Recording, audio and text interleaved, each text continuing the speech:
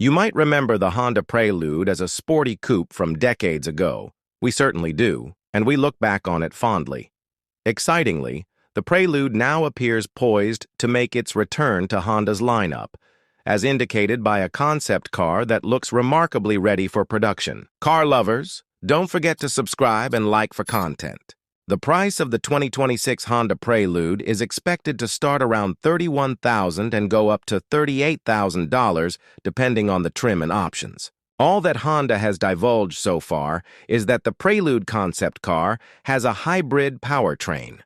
We suspect this means it will be powered by a version of the hybrid system found in Honda models, including the CR-V, Accord, and upcoming 2025 Civic Hybrid. The Accord produces 204 horsepower from its hybrid setup that incorporates a 2.0-liter four-cylinder gasoline engine.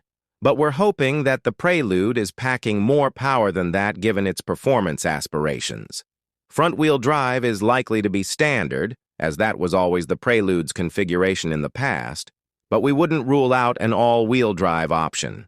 Sadly, we don't expect a manual transmission to be available this time around.